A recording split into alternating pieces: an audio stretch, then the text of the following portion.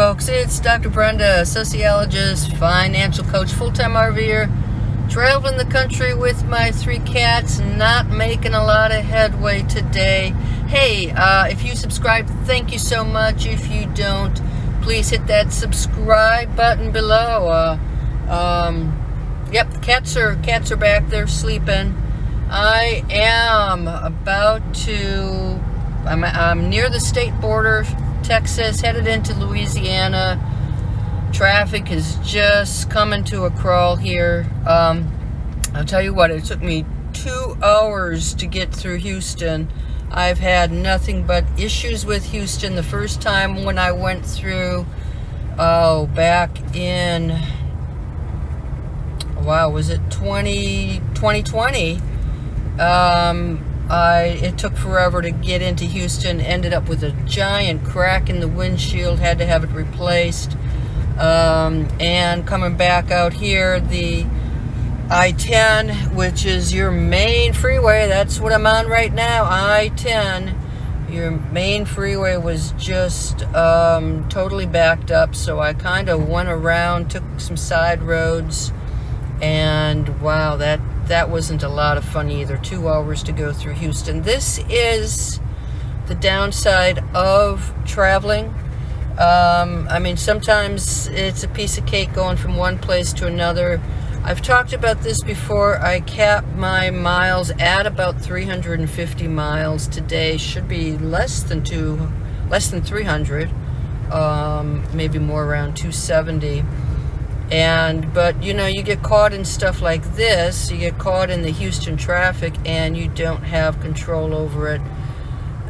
In case you're wondering about the gas, right now, I filled up for $3.89 a gallon, and the last couple of signs I've seen were all $4.09. That is for unleaded.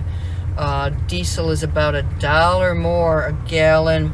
Sometimes the difference between cash and credit is as much as 10 cents a gallon. So for me, every time I'm driving, I try to fill up at about a quarter of a tank. I've got a 55-gallon tank, a quarter of a tank. I can usually put in about 40 gallons. So I filled up on Sunday, $160. Filled up today, $160. So every time that I am traveling from one destination to another, unless it's a really short route, it is about $160 right now. People have asked, how has the gas prices impacted RVing? I can share a little bit about what I've heard from folks, especially as I left South Padre Island. People are going home. People are going home. They very often have had planned to stop at several different places on the way home. Instead, they are making a beeline for home. For instance, I know one guy who's headed up to Idaho for a job that he'll have for the summer, spring and summer, and he was going to stop at the Grand Canyon, do a lot of sightseeing, and that is no longer going to happen. And that does seem to be what I hear happening more frequently. Now, I'm a full-timer. I've got reservations all the way through, into October. And so I've got the reservation set. Definitely the prices have gone up this year of most of the campgrounds. Even many of the state parks, prices have gone up. Throw in the gas price, and this is not looking like so much of a bargain some days. For me, I really don't have a choice. I am going from one place to another. First summer I set out, I left Virginia, Williamsburg, Virginia, May 27th, 2020. I think the gas prices were like $1.97. It was like probably less than $2. And when I headed out, I was a little bit too ambitious in my driving, stayed at places 3 to 4 days and then hit the road again. I have slowed down. I try to stay places 10 days to 14 days. I've got a month-long stay in New Hampshire this summer.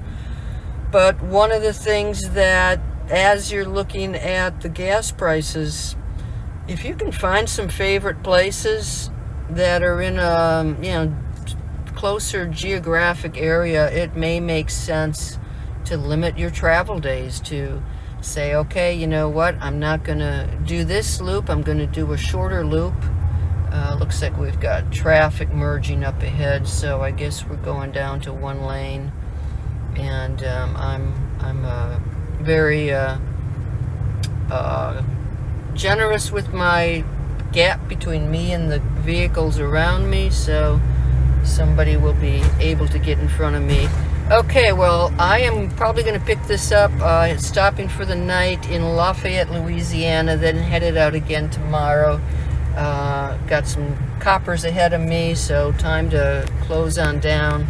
We'll just take a look to see what the deal is up here, but then I should be able to start putting the accelerator down a bit. So, you just never know what you're going to run into here.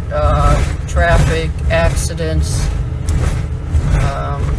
This looks like a tow truck, tow vehicle. Looks like a breakdown of some sort. So, okay, we're back moving. And here we are again, stuck in traffic. This started about 6 miles from my exit. I'm 4.3 miles from my exit. Just saw a tow truck fly by me on the shoulder. So we'll see how this goes. Back to the whole gas thing. I am just outside of Lafayette. Saw a sign $3.99 in the middle of, gosh, I don't know, I-10, wherever I was. I did see signs for $4.29 for a gallon. Hey, Izzy is doing pretty well. I want to see if you can see her down here. She is napping, and Dolly is in the back as well. And Coco generally sleeps under the sofa, so they are doing well. Gasoline, I figure I might get between 5 and 6 miles to the gallon. Of course, that depends on traffic conditions and whether I'm climbing up any mountains.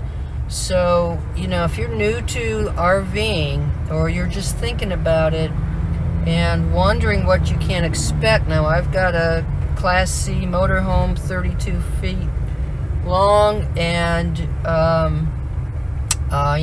for others, they've got a truck, they're towing a camper behind them. You don't get good gas mileage. It's one of the downsides is, I hate being such a gas pig, but to have an RV at this point, and unless they start to build them efficiently, you're really stuck with having gas guzzlers. So yeah, it is impacting folks. I do see them heading home early and getting rid of routes, side trips that they had planned to be taking. So I'm here for one night, and people ask me, I do make reservations. They're like, well, do you make reservations for even your one night stays?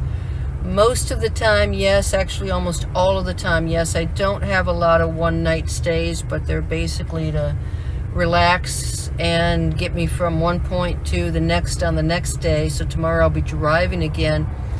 And I do make reservations because, you know what? I'm here driving by myself.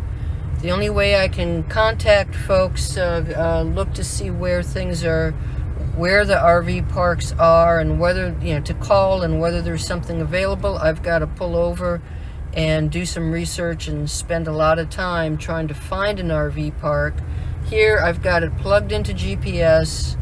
It's stressful enough driving. The last thing I need is to add an extra stressor at the end of the day wondering where I am going to be parked for the night. So that is reserving even for one night takes a load off my mind. This one, I'm at a KOA. Generally, I have found them to be pretty clean and pleasant, and so that is on the short list if I can find a KOA for one night.